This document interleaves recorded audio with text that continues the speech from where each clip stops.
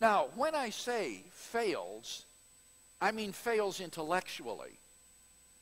The anguish of the problem of suffering and the gnawing doubts may still remain. And that brings us back to the emotional problem of suffering. And I've already said, I think, that most people who are suffering are not really experiencing an intellectual problem, but rather an emotional problem. Now, you might think it to yourself at this point, well, then why go through all of this intellectual material if it's really not the problem? Well, two reasons, I think. First of all, people think that their problem is intellectual. So by working through the responses to the logical and evidential problems of evil, we can help them to see what the real problem is and treat their opinion with respect. But secondly, I think that what I've shared with you this afternoon can be of tremendous help and encouragement when you yourself are called upon to endure terrible suffering. The health and wealth gospel and the gospel of positive thinking that are being proclaimed in various mega churches and denominations in this country are false gospels that are setting people up for a fall. That kind of health and wealth gospel won't preach in Darfur or North Korea or Iraq or 1,000 other places. And if it won't preach there, it's not the true gospel. We need to understand that God's plan for humanity may involve terrible suffering for us, whose point or reason we can't expect to see. Our hope lies not in worldly happiness, but rather in that day when God will wipe away every tear. So, what can be said to those who are struggling with the emotional problem of suffering? Well, in one sense, the most important thing may not be what you say at all. The most important thing may be to just be there as a loving friend and a sympathetic listener, to just be there to lend emotional support. But some people may want counsel, and we ourselves might have to deal with this emotional problem when we suffer. So does the Christian faith have the resources to deal with this emotional problem as well? Well, I think it certainly does. Because the Christian faith tells us that God is not some distant creator or impersonal ground of being, but he is a loving heavenly Father who shares our sufferings and who hurts with us. On the cross, Christ endured a suffering beyond all understanding. He bore the punishment for the sins of the whole world. None of us can comprehend that suffering. Even though he was innocent, he voluntarily took upon himself the death penalty of sin that we deserved. If anyone could complain of innocent suffering, it would have been Jesus of Nazareth. And why did he do this? He did it because he loves us so much. How can we reject him who was willing to sacrifice everything for us?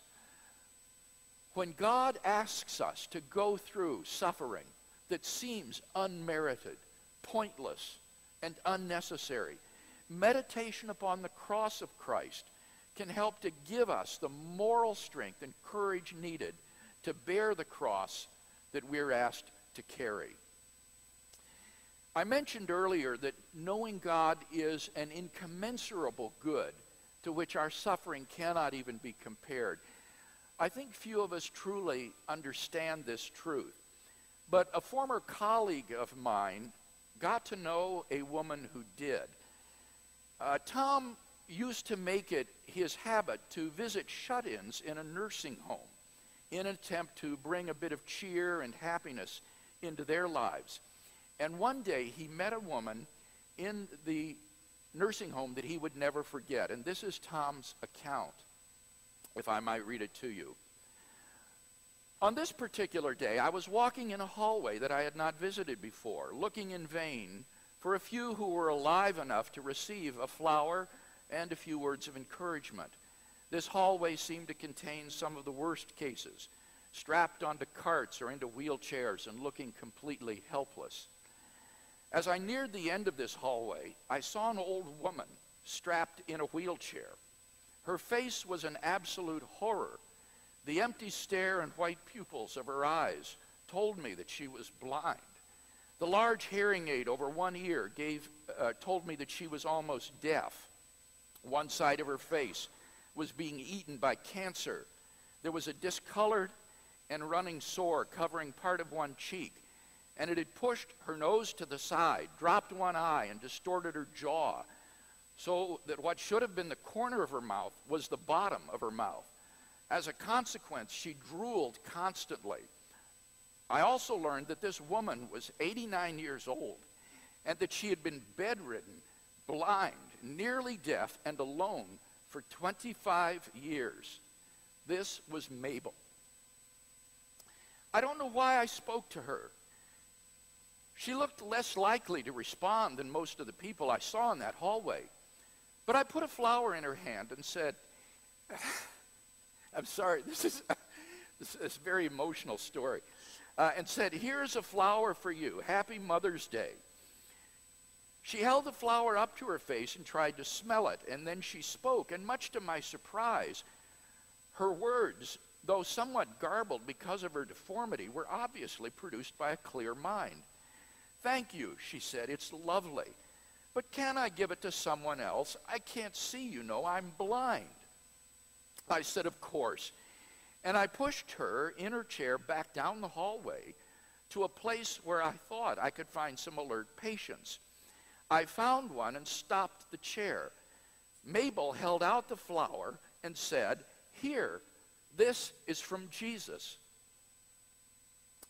It was then that it began to dawn on me that this was not an ordinary human being.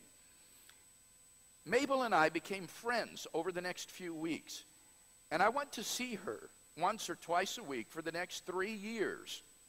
It was not many weeks before I turned from a sense that I was being helpful to a sense of wonder, and I would go to her with a pen and paper and write down the things she would say.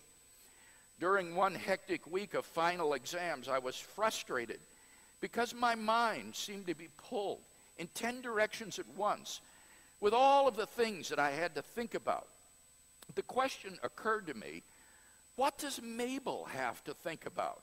Hour after hour, day after day, week after week, not even able to know if it's day or night. I went to her and asked her, Mabel, what do you think about as you lie here? And she said, I think about my Jesus. I sat there and thought for a moment about the difficulty for me of thinking about Jesus for even 5 minutes. And I asked her, what do you think about Jesus? She replied slowly and deliberately as I wrote, and this is what she said. I think how good he's been to me. He's been awfully good to me in my life, you know. I'm one of those kind who's mostly satisfied. Lots of folks would think I'm kind of old-fashioned, but I don't care. I'd rather have Jesus. He's all the world to me. And then Mabel began to sing an old hymn. Jesus is all the world to me, my life, my joy, my all. He is my strength from day to day. Without him, I would fall. When I am sad, to him I go. No other one can cheer me so. When I am sad, he makes me glad. He's my friend. This is not fiction. Incredible as it may seem, a human being really lived like this. I knew her. How could she do it? Seconds ticked and minutes crawled, and so did days and weeks and months and years of pain without human company and without an explanation of why it was all happening. And she lay there and sang hymns. How could she do it? The answer, I think, is that Mabel had something that you and I don't have much of. She had power. Lying there in that bed, unable to move, unable to see, unable to hear, unable to talk to anyone, she had incredible power. Paradoxically, then, even though the problem of suffering is the greatest objection to the existence of God, at the end of the day, God is the only solution to the problem of suffering. If God does not exist, then we are locked in a world filled with gratuitous and unredeemed suffering. God is the final answer to the problem of suffering, for he takes us into the incommensurable good and redeems us from evil and brings us eternally into fellowship with himself.